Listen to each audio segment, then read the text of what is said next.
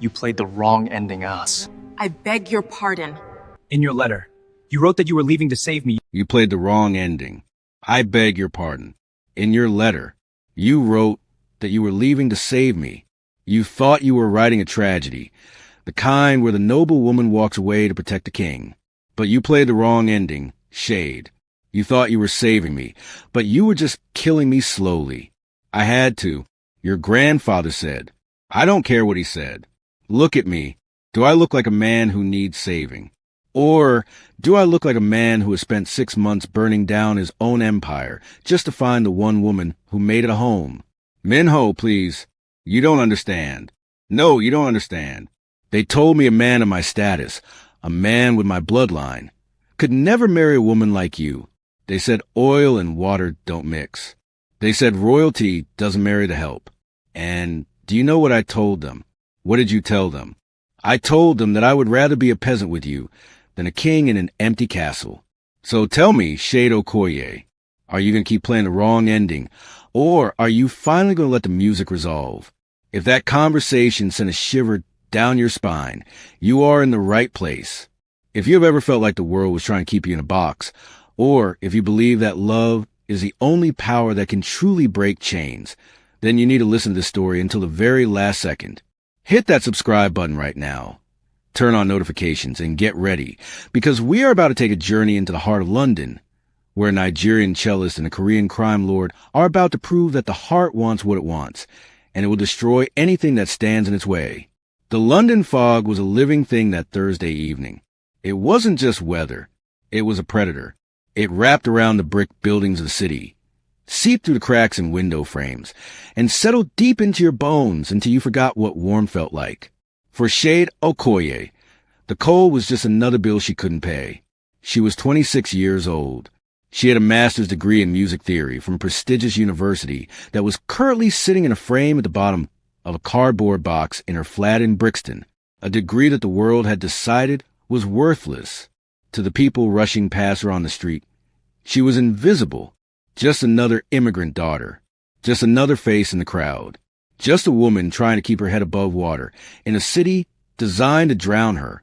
Shade adjusted the strap of her cello case on her shoulder. Her hands were raw, not from playing, but from her shift at the shipping warehouse where she spent 8 hours a day hauling boxes that weighed more than she did. Her fingers, which could execute a perfect vibrato, were currently covered in paper cuts and dust. She descended the stairs into the Tottenham Court Road station. The air down here was thick with the smell of ozone, damp wool, and exhaustion. It was the smell of London's underbelly. Shade found her usual spot near the tiled wall, away from the main flow of foot traffic, but close enough that the acoustics would carry. She set down her plastic crate. She unlatched the battered hard case of her cello.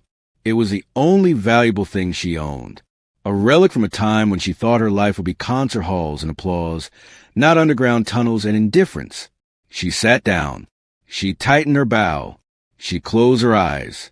And then she played. It was Elgar's cello concerto in E minor.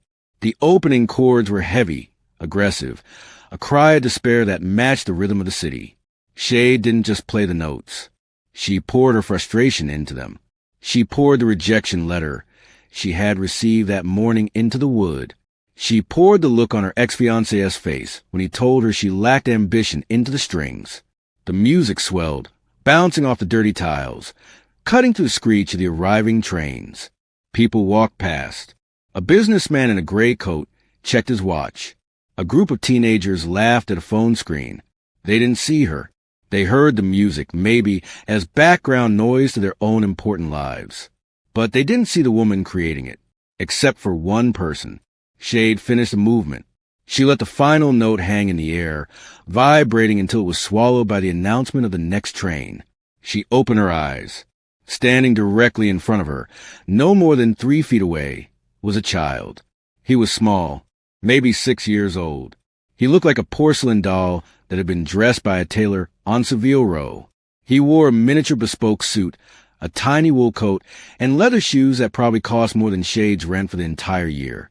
He was clutching a small, stuffed tiger that looked worn and loved, a stark contrast to his pristine clothing. But it was his face that made Shade's breath catch in her throat. He wasn't moving. He wasn't blinking. He was staring at her cello with an intensity that was terrifying. His eyes were dark, hollow pits. They were the eyes of an old man who had seen war, trapped in the face of a little boy. There was a scream locked behind those eyes, a silent, deafening scream that no one else seemed to hear. Shade slowly lowered her bow. She didn't want to startle him. "Hello," she said softly. The boy didn't answer. He didn't even twitch. He just kept staring at the wood of the instrument, his small chest rising and falling in shallow, rapid breaths. "Did you like the music?" Silence. The rushing commuters flowed around the boy like water around a stone. He was completely alone in the middle of the crowd. Shade smiled. It was a smile her grandmother used to give her back in Lagos when the thunderstorms rolled in off the Atlantic. Warm, grounding, safe. "It's okay," she said, shifting slightly on her crate. "You can touch it if you want. It likes to be heard, but it also likes to be felt." The boy's eyes flickered to her face. For a second, just a second, the mask of trauma slipped. He took a step forward. His small hand reached out, trembling. His fingers hovered inches from the dark, polished with a cello. "Juncio!" The shout was loud, sharp, and terrified. It echoed through the station like a gunshot. Shade looked up. Chaos was descending the stairs. 3 men in dark suits were sprinting down the platform, their movements synchronized and lethal. They had earpieces. Their hands were reaching inside their jackets. They moved like a pack of wolves. And behind them strode the Alpha. He was a man who sucked the oxygen out of the room. He was tall, well over 6 feet, with broad shoulders that strained against the fabric of a charcoal suit that was cut to perfection. His hair was black, swept back from a face that was all sharp angles and cold beauty. High cheekbones. A jaw that looked like it was carved from granite. But his eyes were wild. This was Minho Park, the whispered dragon of Seoul. The man who controlled shipping lanes from Busan to Rotterdam. The man who was rumored to have dismantled a rival syndicate in a single night without ever raising his voice. Right now, he wasn't a crime lord. He was a terrified father. He reached the boy in 3 strides, dropping to one knee on the dirty station floor without a second thought for his expensive trousers. He grabbed the boy by the shoulders, his grip firm but desperate. "Juncio, look at me. Look at Appa. Are you hurt?" He was speaking in Korean, the words tumbling out in a frantic rush. His large hands were patting the boy down, checking for injuries, checking for broken bones, checking for anything. The boy, Juncio, didn't look at his father. He didn't react to the panic. He kept his eyes locked on Shade. And then he did something that made the 3 bodyguards freeze in their tracks. He raised a small finger and pointed at the cello. And he made a sound. It wasn't a word. It was a hum. A low, rusty, vibrating hum that mimicked the last note Shade had played. Minho froze. His hand stopped moving on his son's arms. He went completely still, like a statue. Slowly, very slowly, he turned his head. His gaze landed on Shade. Shade felt the weight of it, like a physical blow. It was an assessment, a calculation. In a fraction of a second, this dangerous man dissected her.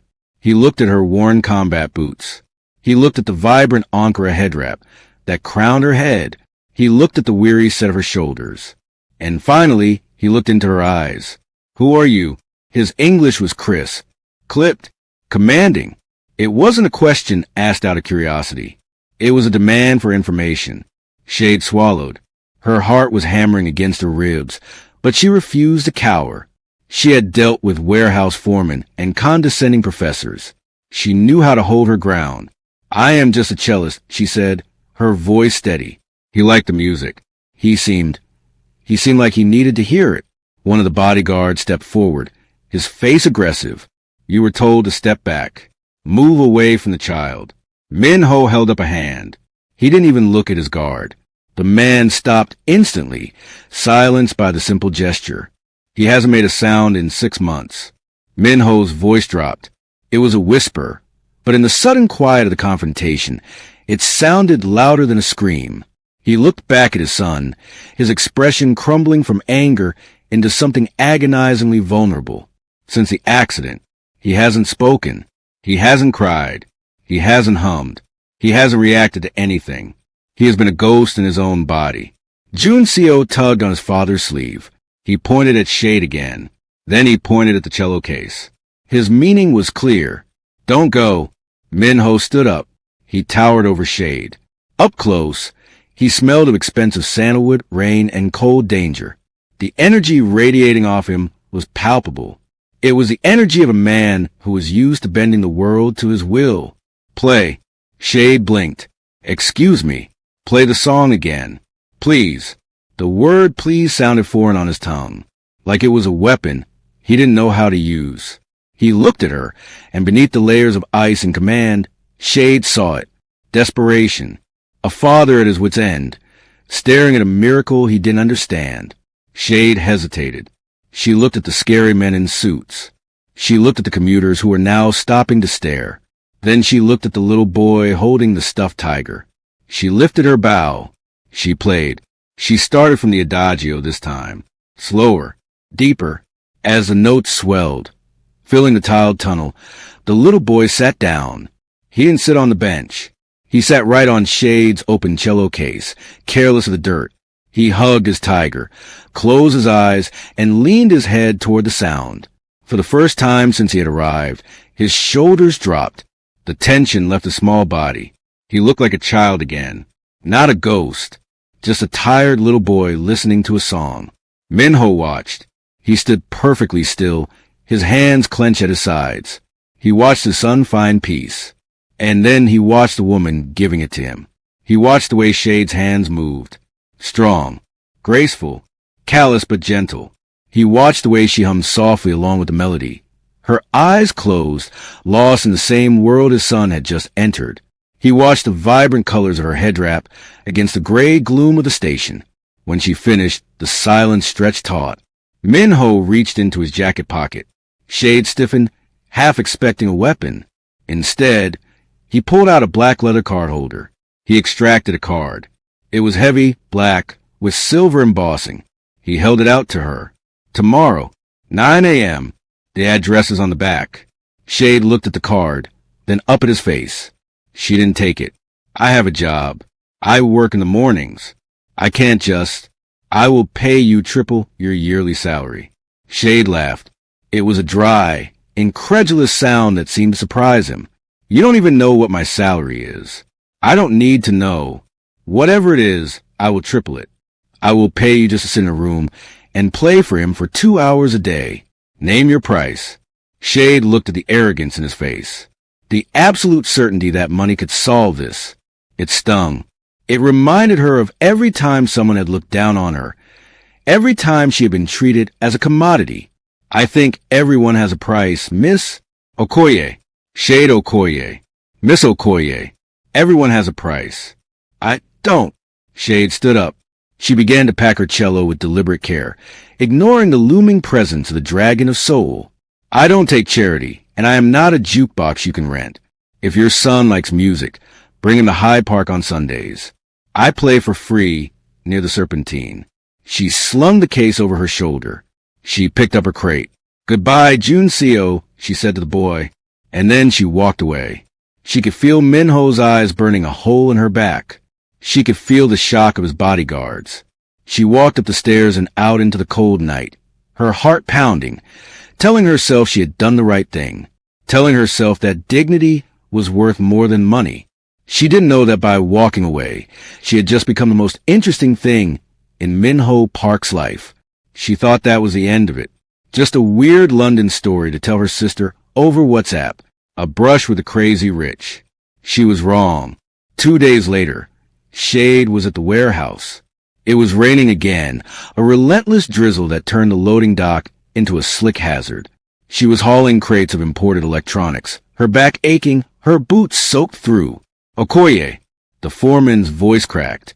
He was a man who usually yelled at her for taking bathroom breaks, a man who seemed to enjoy making her life miserable.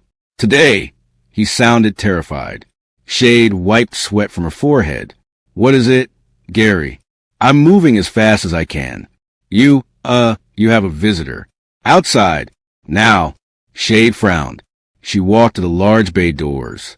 Parked right in the middle of the muddy, oil-stained lot was a Rolls-Royce. Matte black. It looked like a spaceship that had landed in a junkyard. The spirit of ecstasy on the hood gleamed under the gray sky. The rear window rolled down. Min-ho was sitting there. He was wearing a navy suit today, reading something on a tablet. He didn't look up as she approached. "Get in, Miss Okoye." Shade stopped 5 feet from the car. She crossed her arms over her high-vis vest. "I am working. I can't just leave. I bought the warehouse." He said it calmly, casually, like he was saying he bought a sandwich. Finally, he turned those dark, intense eyes on her. "Technically, you work for me now, and I am reassigning you." Shade's mouth fell open. She looked around. The foreman was nodding frantically in the background, looking pale. Are you insane? You bought an entire logistics company just to get me to get in a car." Desperate, he corrected. The mask slipped for a second, just a fraction. But Shade saw the exhaustion etched into the lines around his eyes. "He hasn't slept since the station. He screams if we try to play recordings of the cello. He throws them against the wall. He needs a real thing. He needs you." Shade looked at the warehouse. She thought about the eviction notice sitting on her kitchen table. She thought about the 2 months of overdue rent. She thought about the little boy with the haunted eyes. "I am not a nanny," she said, her voice hard, "and I am not a servant. I don't need a servant. I have an army of servants. I need a miracle." Min-ho opened the door from the inside. "Please." The drive to Kensington was silent. Shade sat on the rich leather seats, conscious of the warehouse dust on her clothes. Min-ho didn't speak. He typed on his phone, answering messages, moving millions of dollars around the world with his thumbs. The house was a fortress. High stone walls topped with cameras. Gates that opened silently. Guards who looked like they were carved from granite, standing at every corner. Inside it was beautiful, but it was dead. Everything was white. White marble floors. Chrome fixtures. Black leather furniture. There were no photos on the walls. No coats thrown over chairs. No toys. It felt like a museum or a mausoleum. It was cold, sterile, and utterly silent. Jun Seo was waiting in a large, empty living room. He was sitting on a stiff designer chair, his legs dangling, holding his tiger. When he saw Shade, he didn't smile, but he let out a breath, hopped down, and ran to a chair in the center of the room. He sat. He waited. For the next 3 weeks, this became her life. Every afternoon, the car would pick her up. She would arrive at the fortress. She would unpack her cello, and she would play. She played Bach. She played Beethoven.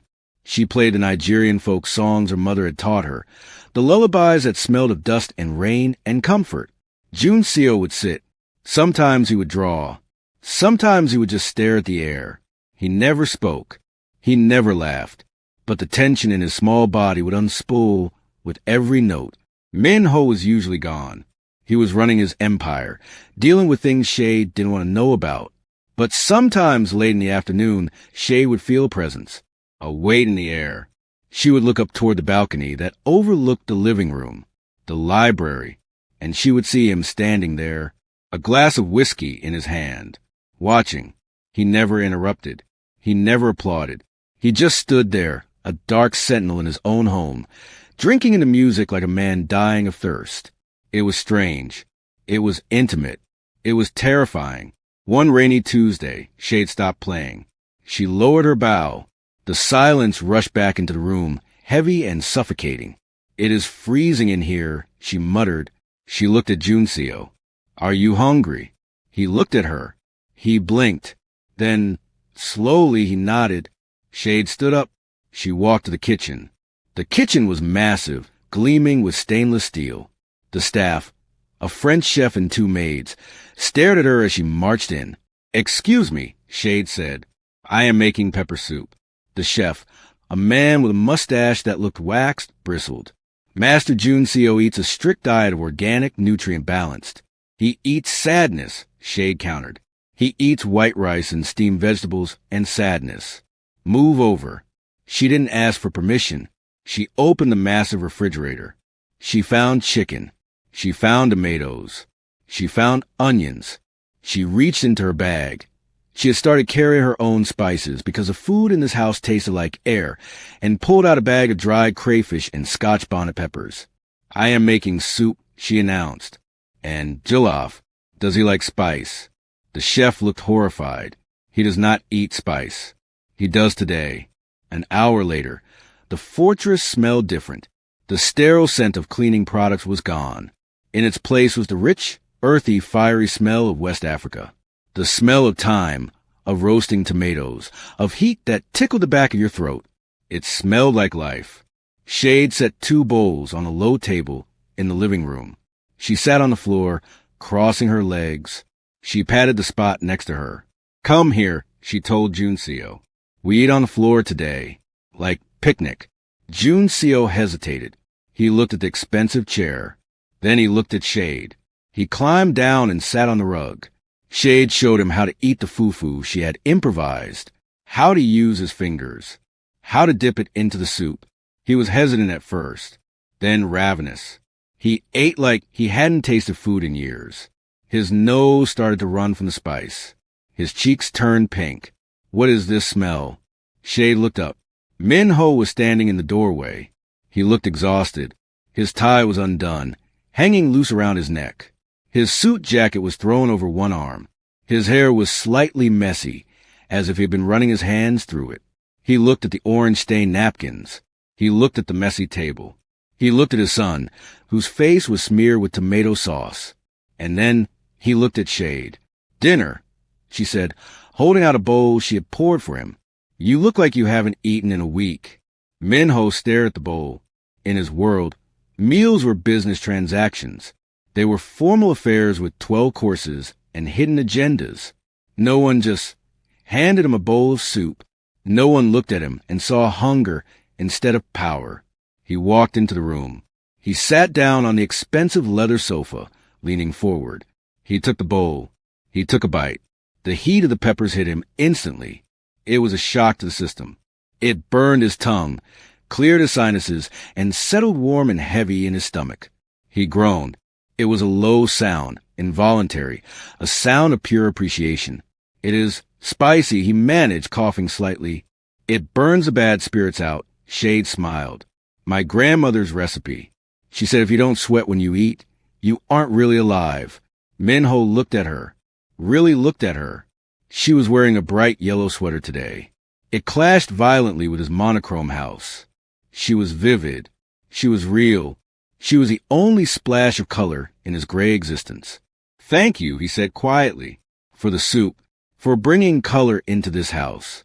That night, for the first time, Minho didn't retreat to his office. He stayed.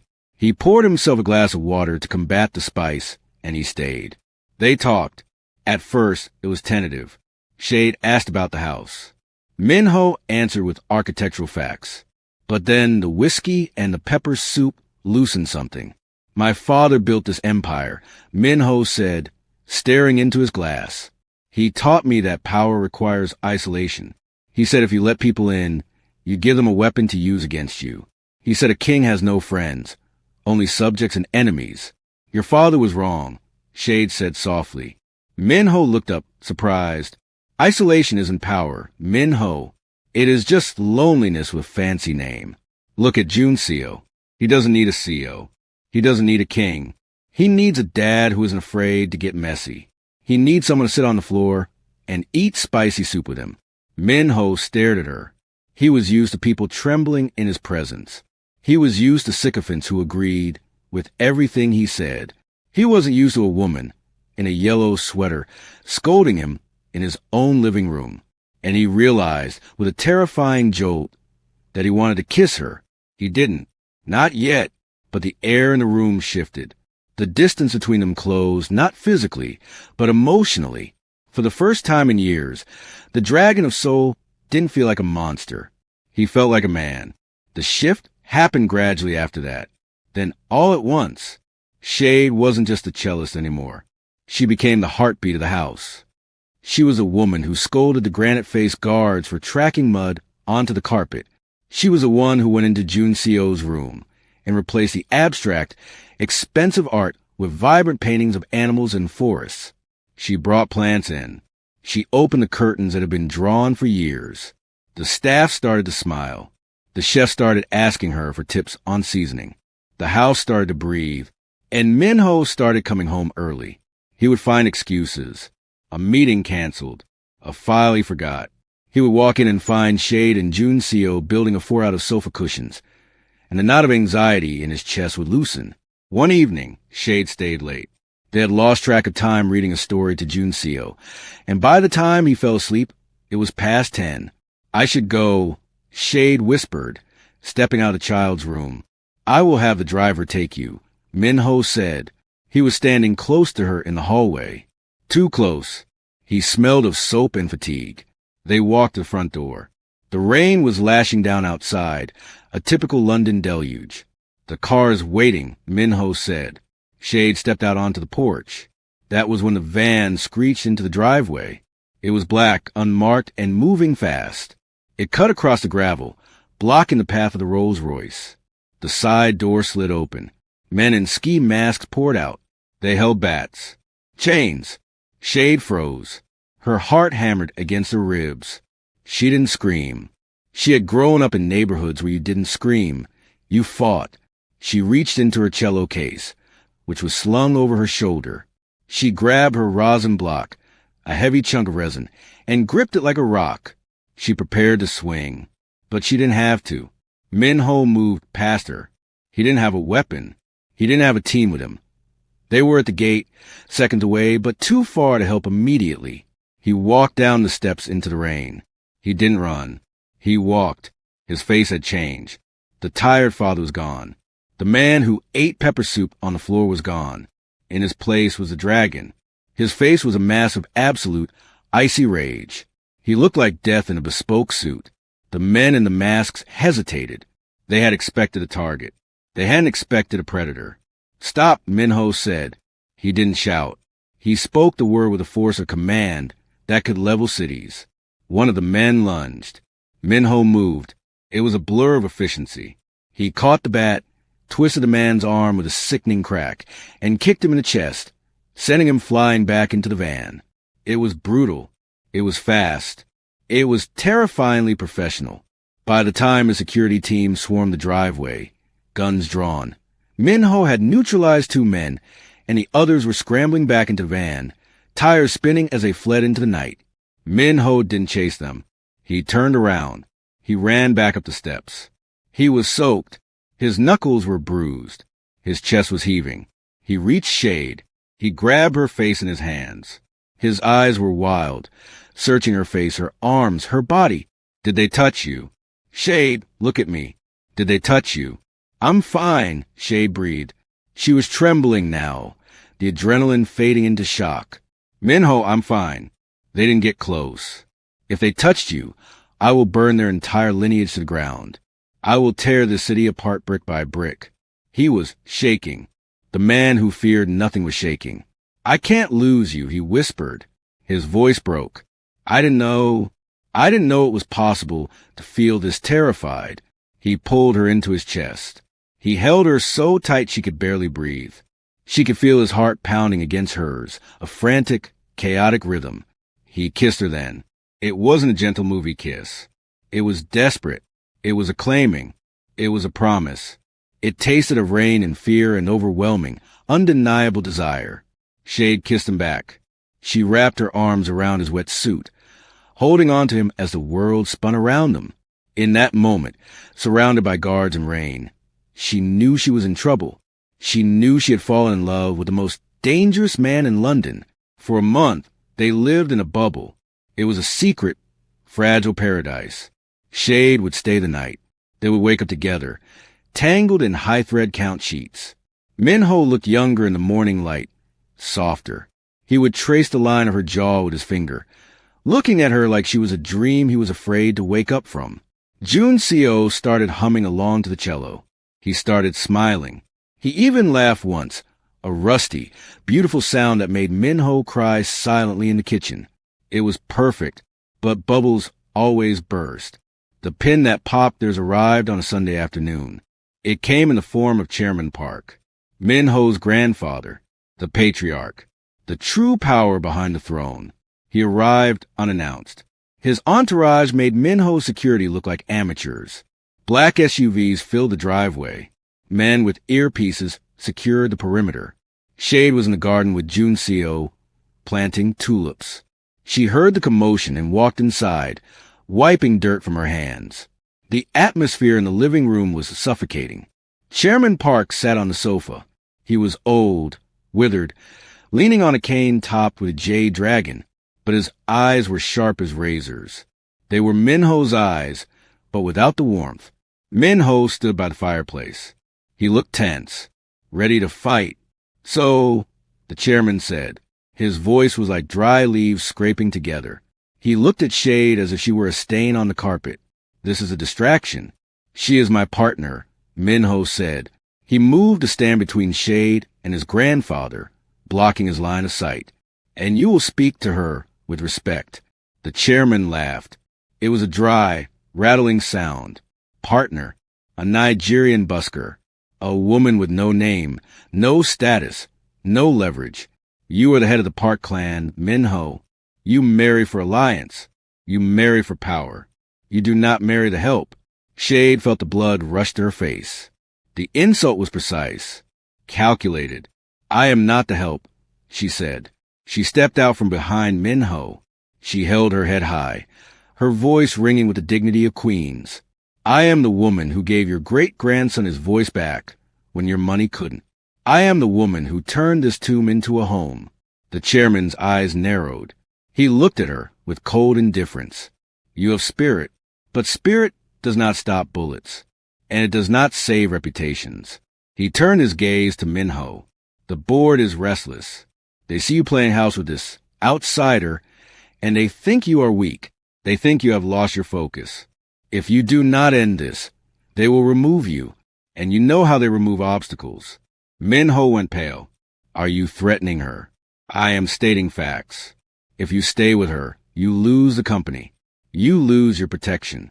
You lose the power to keep Junseo safe. And she..." The chairman looked at Shade again. "Accidents happen in London every day. Miss Okoye, cars lose their brakes. Fires start in old apartments. It would be a tragedy." Shade looked at Minho. She saw the conflict in his eyes. She knew he didn't care about the money. He would burn the money in a heartbeat. But Junseo, if he lost his power, he couldn't protect his son. And if he stayed with her, she would be a target forever. She would be the weakness his enemies would use to destroy him. She saw his hand trembling at his side. She saw the terror in his eyes, not for himself, but for her. She realized then that love wasn't just about holding on. Sometimes love was about knowing when to let go. That night, while Minho was arguing with his lawyers in the study, trying to find a way out, trying to find a way to keep everything, Shade packed her bag. She didn't take much, just her clothes, her rosin. She wrote a letter. She left it on top of her cello case in the living room. "My love, asterisk, you once told me power requires isolation. You were wrong, but you were right about one thing. You have to protect what matters most. Right now, that's Junseo, and that's your legacy. I won't be the reason you lose them. I love you enough to break my own heart. Asterisk." She walked out the back door. She walked past the guards, who let her pass because they thought she was coming back. She walked out into the London rain. It felt colder than before. It felt like the end of the world. 6 months passed. 6 months is a strange amount of time. It is long enough for the seasons to change from the biting frost of winter to the wet, gray tepidness of a London spring. It is long enough for a lease to be signed on a small, drafty flat in Brixton. It is long enough to find a job teaching music to uninterested teenagers at a community center who would rather be on their phones than learn the difference between a crotchet and a quaver. But it is not long enough to forget. For Shade, 6 months felt like holding her breath. She moved through her days like a sleepwalker. She woke up. She drank tea that tasted like nothing. She took the bus. She taught scales to kids who didn't care. She came home. She stared at her cello case in the corner of her room. She never opened it. She couldn't. The last time she had played, she had been sitting in a sunlit room in Kensington, watching a little boy smile for the first time. To open that case now, in her cramped flat with the peeling wallpaper, would be to let all those memories out. It would be to hear Minho's voice. It would be to feel the phantom weight of his hand on her shoulder. So the cello stayed shut, and Shade stayed silent.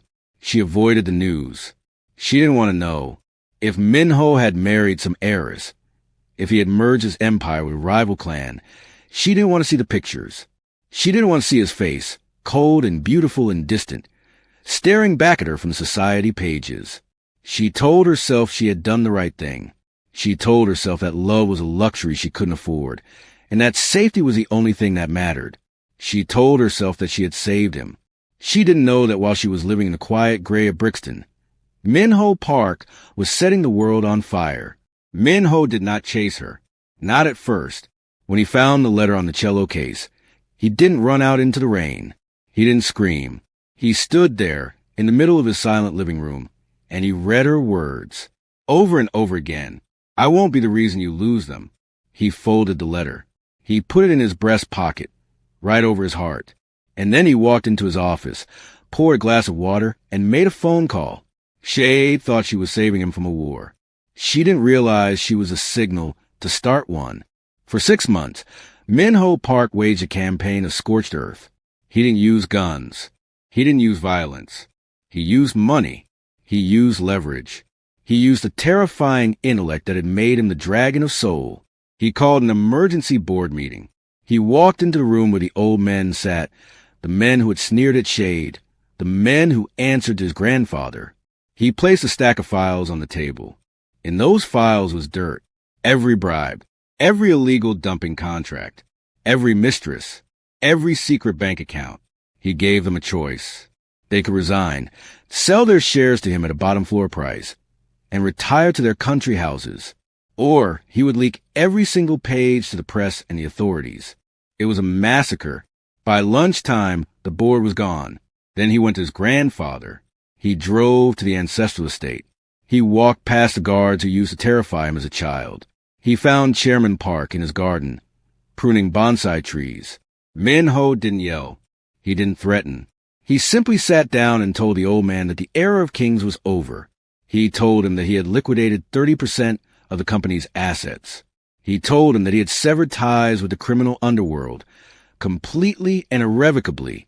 He told him that the Park legacy was no longer a mafia empire. It was just a logistics company.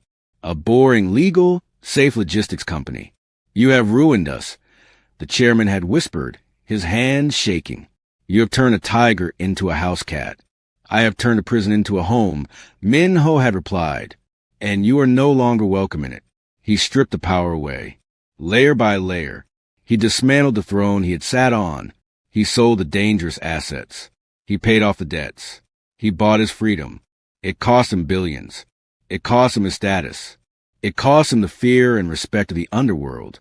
But he didn't care, because every dollar he lost was a step closer to Brixton.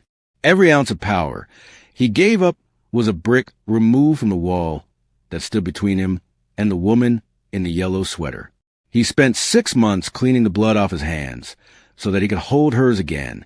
And then, when the work was done, he went to find her. It was a Tuesday evening in late October. The rain was lashing against the windows of the Brixton Community Center. The heating was rattling, fighting a losing battle against the chill. Shade was the last one there. She was stacking plastic chairs in the main hall. Her back ached. Her head hurt. She just wanted to go home, eat toast, and stare at the wall. She picked up the last chair. The leg scraped against the scuffed linoleum floor, a harsh, ugly sound. You played the wrong ending. The voice came from the shadows near the entrance. Shade dropped the chair. It clattered to the floor with a deafening bang. She spun around. Her heart leaped into her throat, hammering a rhythm she hadn't felt in half a year. Minho stepped into the light of the flickering overhead strip bulb. He looked different. The last time she had seen him, he had been wearing a suit that cost more than this entire building. He had looked like a statue, perfect and impenetrable. Now he looked human. He was wearing a simple black coat. His hair was a little longer, brushing his collar. He looked tired. There were new lines around his eyes. He looked thinner, as if he'd been surviving on coffee and adrenaline, but his eyes were the same. Dark, intense, burning with a fire that sucked the air out of the room. Minho, she whispered. The name felt jagged in her throat. He walked toward her. His footsteps echoed in the empty hall. He didn't stop until he was standing 3 feet away, close enough for her to smell him. He smelled of rain and sandalwood and something new. He smelled of freedom. In your letter, he said, his voice rough, you wrote that you were leaving to save me. You thought you were writing a tragedy. You thought you were the noble sacrifice. Shade crossed her arms, trying to hold herself together, trying to keep her knees from buckling. I did save you, she said, her voice trembling. Your grandfather said he would destroy you. He said you would lose everything. I left so you could keep your kingdom. I don't want a kingdom. Shade. He took another step. I burned it down. Shade blinked. What? I burned it down. The board, the syndicate, the illegal contracts, all of it. I sold the assets. I forced the old men into retirement. I gutted the company until it was just shipping containers and trucks. Nothing illegal, nothing dangerous, just boring legal business. You gave up your power. I redefined it. He reached out. His hand hovered near her arm, but he didn't touch her. Not yet. I realized something after you left. I realized that sitting on a throne is useless if the room is empty. I realized that I would rather be a peasant with you than a king alone. Shade stared at him. The magnitude of what he was saying crashed over her. He had destroyed his legacy. He had thrown away billions. For her. But why? She whispered. Why would you do that? I'm just a cellist. I'm nobody. You are the only person who ever saw me. Minho said fiercely. You are the only person who saw a hungry man instead of a monster. You fed me pepper soup on the floor. You saved my son. He paused. His throat worked as he swallowed back emotion. Juncio speaks now. Did you know that? Tears pricked Shade's eyes instantly. He does. Yes. It happened 2 weeks after you left. He was sitting in the living room, staring at your cello case. I was trying to get him to eat, and he looked at me and he said a word. What did he say? He said Shade. A sob escaped Shade's lips. She covered her mouth with her hand. His first word in the year was your name. Minho said, his voice cracking. He asks for you every day. He asks when the music is coming back. He asks why the house is gray again. Minho closed the distance. He took her hand. His grip was iron, but his skin was warm. I asked myself the same thing. Every morning, I wake up in that big, cold house, and I wonder why I am fighting so hard if the music is gone. He dropped to one knee, right there, on the dirty, scuffed linoleum floor of a community center in Brixton, surrounded by stacks of plastic chairs and the smell of floor wax. It was a far cry from his marble mansion. It was a far cry from the life he had been born into. But he looked more at home here at her feet than he ever had in the boardroom. They said no man of my status would ever marry you, Minho said, looking up at her. His eyes were shining with unshed tears. They were right, because I am not a man of status anymore. I am just a man. I am a man with a smaller bank account and a lot of enemies who think I am a fool. He reached into his pocket. He didn't pull out a diamond. He didn't pull out a rock the size of a pigeon's egg. He pulled out a simple band. It was made of black gold, and inlaid in the center was a strip of dark, polished wood. Ebony, he whispered, from a cello tuning peg. I had it made the week you left. I carried it with me every day while I tore my empire apart. It reminded me of what I was fighting for. Shade was crying openly now. The tears ran down her face, hot and fast. Shade Okoye, Minho said, will you come home? Will you be my wife? Will you help me fill that house with noise and spice and messy, loud love? Will you save me for real this time, by staying? Yes, she choked out. She dropped to her knees in front of him, disregarding the dirt. Yes, you crazy, foolish man. Yes. He slipped the ring onto her finger. It fit perfectly. And then he kissed her. It wasn't like the first kiss in the rain. That had been a kiss of fear. This was a kiss of relief. It was a kiss of homecoming. It tasted of salt from her tears and the promise of a future that belonged only to them. He held her face in his hands, resting his forehead against hers. "Let's go home," he whispered. "Junseo is waiting up."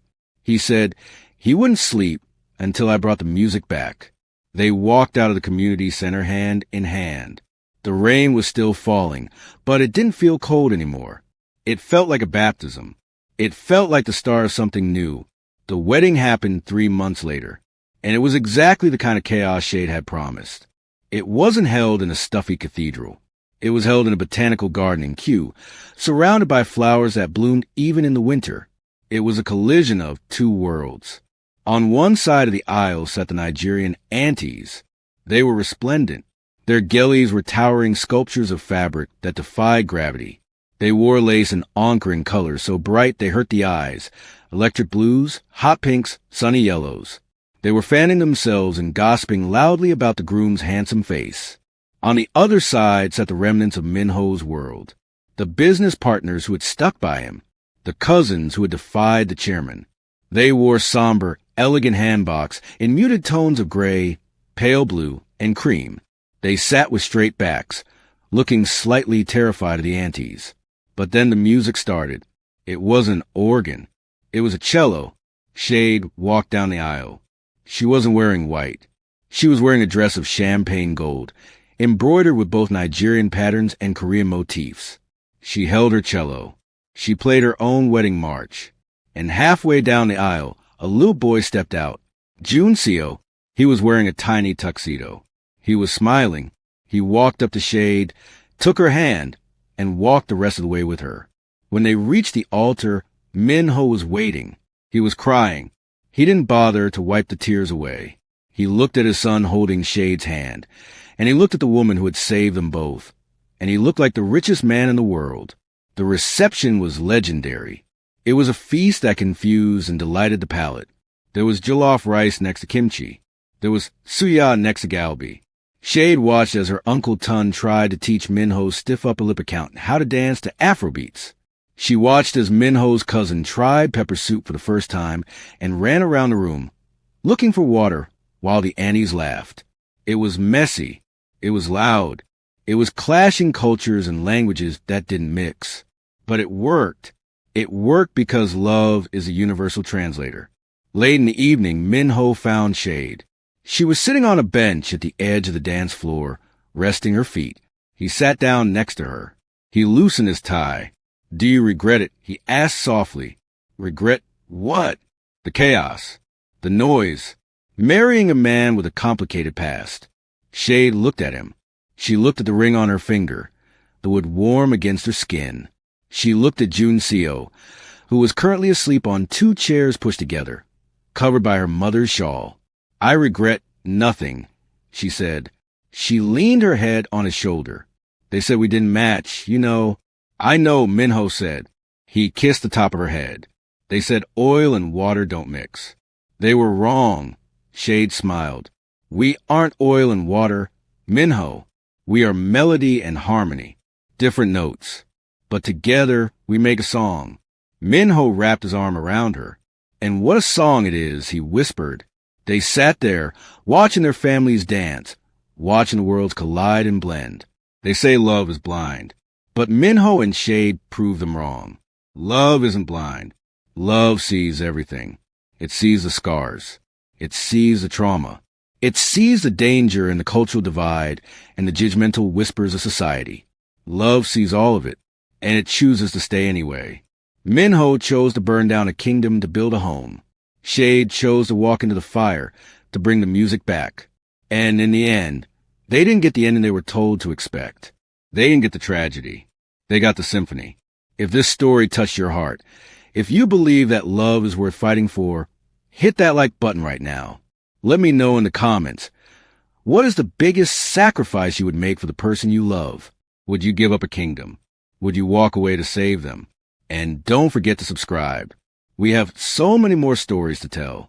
Stories about people who break the rules, who defy the odds, and who prove that the human heart is the strongest force in the universe. Drop a heart emoji if you believe in loud, messy, spicy love. See you in the next story. And remember, sometimes a wrong ending is just the beginning of the right story. Stay brave.